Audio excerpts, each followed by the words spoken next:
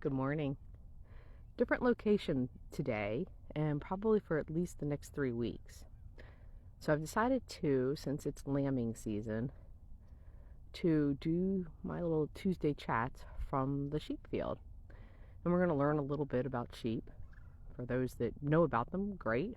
Maybe you can teach me some things because I am in my 3rd year of owning sheep and this is my 2nd breeding season, which I would say that makes me a rookie. But I'm still learning, and I am an avid reader. Oh my gosh, I watch so many darn YouTube videos, read books, read blogs. I read all kinds of things trying to learn more. So I've learned a lot, but I have so much more to learn. So if you have something that I get wrong or you want to teach me, feel free to chime in. But there's a lot of people who don't know much about sheep and about breeding animals and how this whole thing works. And so I thought it would be a good idea to just kind of do my videos from here for the next couple weeks. So you don't actually see any sheep right now, except if you look really closely over to the right, they're all eating their breakfast. They're all going to start walking out. Here comes Bonnie right now. And what I have is I have 10 ewes, which are female sheep, and 1 ram. And should be all 10 of the ewes are pregnant. They all come. They're all going to come walking out here and wondering what the heck I'm doing. So I thought today we could kind of introduce you. This is Bonnie. She is definitely pregnant. I think she might be my 4th one who's going to have her baby, though. Behind here is Ella. And there's Pickle behind her. And Esther. I think that's Buttercup behind Esther.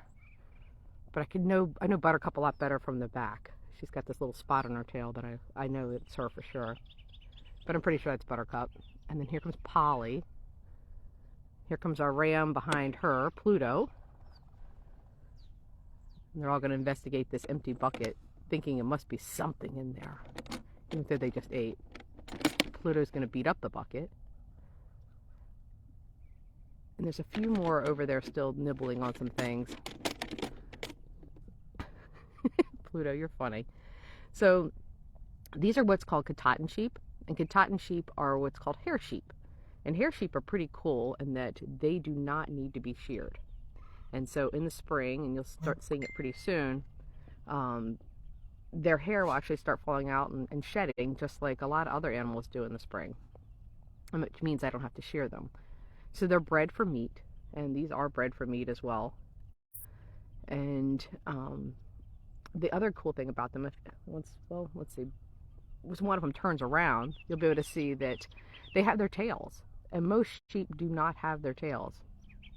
And the reason that we dock tails, or most people dock their sheep's tails, is because the feces can get stuck in the wool.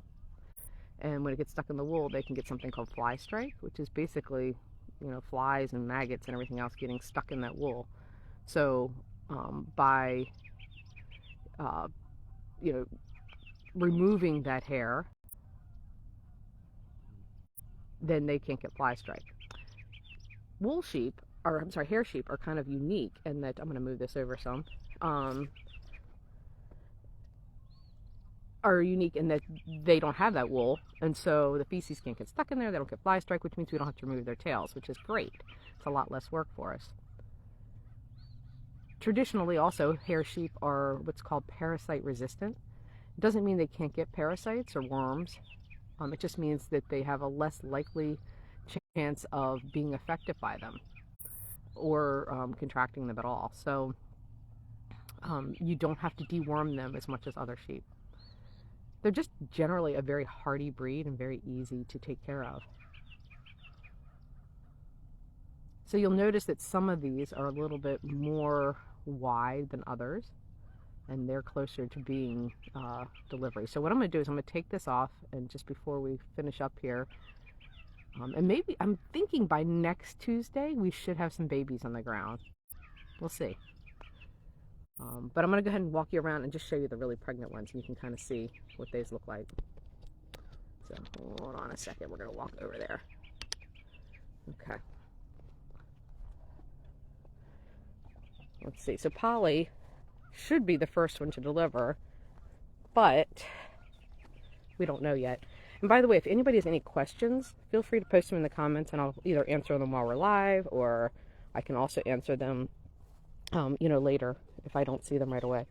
So if you look at Polly, she's definitely wide. Now, an inch wider to the right if they're pregnant. That's where the baby is, and their rumen, or their stomach, is to the left.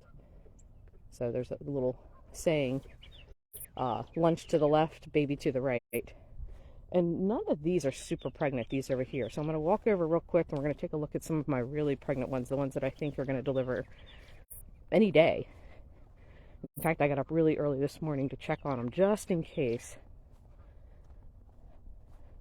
Greta is right here, this one we're walking up on. She's the only one who's scared of me, and I've never gotten her to not be scared of me. But she is probably really close to delivery. If you'll notice, well, let's see if I can get behind her. Hello, Bonnie. Oh, she's not going to let me behind her. And then Flora over there is my other one who's probably really close too. And there's Pluto, or Ram, who is very, very friendly, sometimes a little too friendly. So these are all the sheep. If anybody has any questions, I will be glad to answer them. But I just thought for the next couple weeks, we can learn about sheep and hopefully see some babies. And who knows, maybe we'll even see a baby being born while we're out here early in the morning. So, but if not, definitely by the time we finish this 4-week series, we will see babies on the ground. So thanks everybody for joining me this morning. Thanks for doing a different view this morning. And the sheep say hey. We'll see you later.